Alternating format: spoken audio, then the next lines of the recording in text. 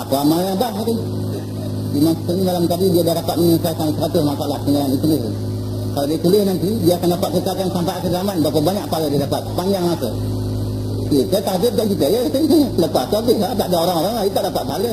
Baru kita rasa malu, oh betul lah, betul lah. Saya angkat tangan lah kata tu.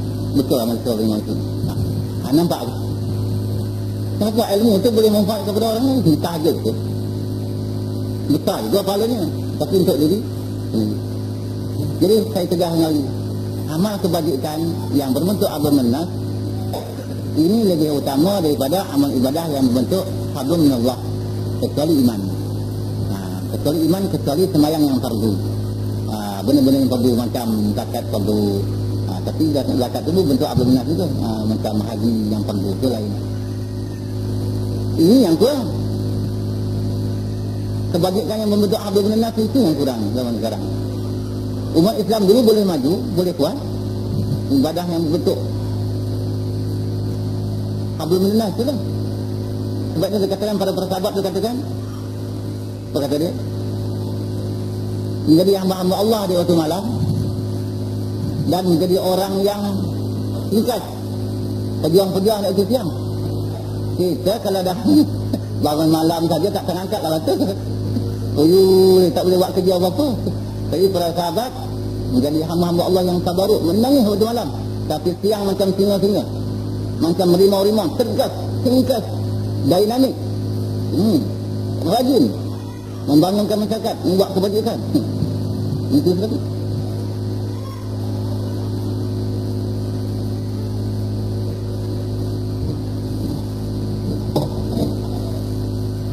Kemudian sambungannya lagi, faqaflatan ila syai'a akhbahu minhuma asyriku billah wa dhurru bil muslimin. Dua perkara pula tidak ada sesuatu yang lebih busuk, lebih najis daripada keduanya. Apa dia? Iaitu syirik dengan Allah dan memberi mudarat kepada orang Islam. Ada dua perkara pula yang paling busuk. Apa dua perkara yang paling busuk? Yang pertama syirik dengan Allah. Memanglah dia syirik dengan Allah tu habitat amaluhum. Segala amal kebajikan fardu dan sunat hapus. Habis. Macam kita membangunkan istana, datang angin puting beliung, dia angkatnya, dia hancurkannya habis. Tak ada titik yang tinggal lagi. Bila sudah syirik, habislah segala amal fardu, amal sunat. Habitat amaluhum, segala amal ibadah mereka gugur, pahalanya gugur. Jadi sebab itu dia katakan syirik itu perkara yang lebih busuk. Kenapa? Bila ada syirik saya, segala amal ibadah kita terhapus, pahala yang terhapus. Kalau kita sedar kita melakukan syirik pula, nak kena qada pula tu sembahyang. Puasa nak qada. Kalau kita sudah membangunkan 20-30 tahun, berapa teruk? Inna Allah la yaghfiru an yushraka bihi wa yaghfiru ma duna dzalik.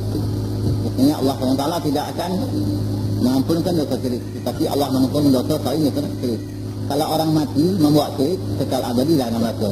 Tetapi kalau orang mati membuat dosa tapi bukan dosa syirik, maka di mana besar sekalipun, selagi bukan dosa syirik, kalaupun masuk neraka tapi tak kekal, ada penghuni ke surga. Artinya jangka panjang diampunkan doa oleh Allah SWT. Tetapi kalau syirik, selama-lamanya Allah tidak akan ampunkan. Sebab itu syirik ini kena jaga tentunya.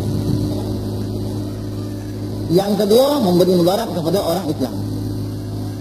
Memberi mudarat itu macam-macam cara. Kadang-kadang kita cacatkan anggota badannya, kadang kita merosakkan hartanya, kadang kita merosakkan nama baiknya, marwahnya, dan macam-macam cara.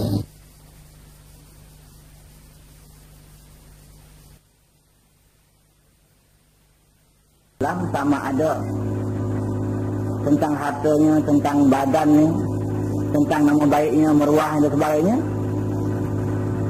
maka itu merupakan perkara yang paling busuk di sisi Allah, paling jahat di sisi Allah Subhanahu wa taala.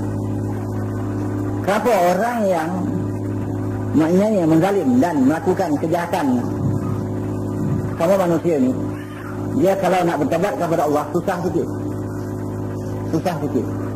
Kalau seorang yang bersalah kepada Allah semata-mata seperti meninggalkan semayang, ya, katalah umpamanya kalau dia minum arak, ini salah dia dengan Allah saja.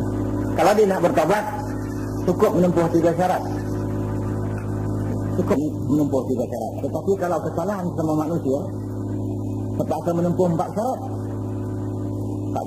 Nak minta halal pula. Syarat yang keempat minta halal. Kalau terlibat dengan hartanya nak minta halal. Kalau terlibat dengan meruah nama baik dia, nak minta maaf lah depan dia. Yang berat pula kalau dah kita perkenal dia, dah kita syirikkan dia, dah merekatkan dia, dah dikatakan dia tu membuat agama salah dan sebagainya. Tiba-tiba kita menyesal, tak cukup saja minta maaf dengan dia, kena isytihar. Di mana masjid kita bercakap kena isytihar dia? Kalau pernah kita isytihar di masjid ini umpamanya, di musalah ni, ya, seramai ini orang yang datang, kena pula ikut yang akan datang, waktu macam ini kena isytihar pula. Saya dulu tersilap, tuduh orang tu syirik ni, sebenarnya tak syirik, kita minta maaf. Senang aja. Kan benar? Nak minta maaf. Baik, berat. Bila tak selesai dengan dia, tak dihalalkannya, tak minta maaf dengan orang yang berkenaan, Allah tidak akan ampunkan. Jadi kita nak membersihkan dosa kita dengan Allah yang ada hubung dengan sesama manusia ini susah sikit, terpaksa menempuh 4 syarat. Tapi dengan Tuhan cukup 3 syarat. Yang pertama menyesal, yang kedua tinggalkan perkara yang karut itu, yang ketiga berniat sungguh-sungguh takkan buat lagi. Tetapi sama manusia tambah 1 syarat, nak kena minta halal, minta maaf. Kalau zaman sekarang ni, hai, mulut ni main lepas tu. Cinta ni senang dia kita alirkan untuk mencinta orang, fitnah orang, kata orang, tuduh orang. Sama ada benar tak benar, dia suka nak ganyai. Tak berat itu. Kalau orang baca dalam surat khabar, berapa berat? Sebenarnya orang baca. Nak tarik balik senang ke? Padahal kalaupun benar-benar kesalahan yang dilakukan orang mukmin, orang Islam macam mana? Berkewajipan orang mukmin yang lain menutup-nutup.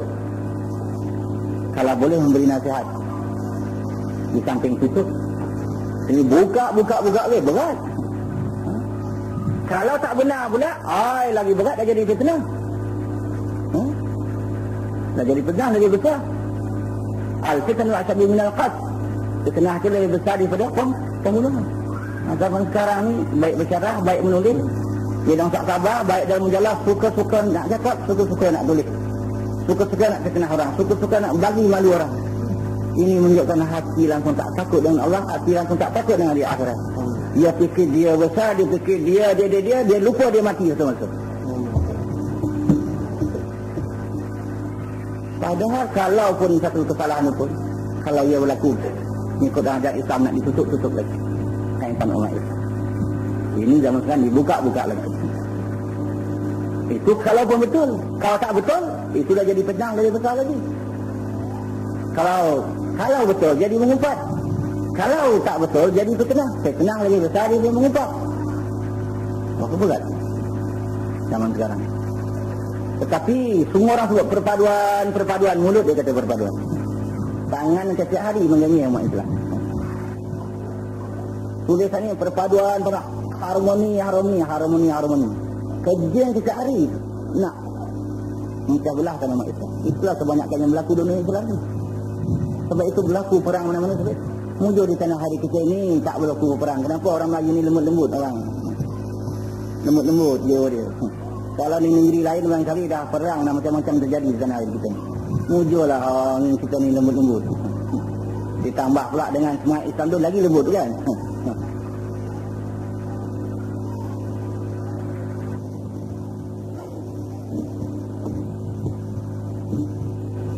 Jadi syirik dengan Allah ini perkara yang paling busuk dan memberi mudarat kepada orang Islam ini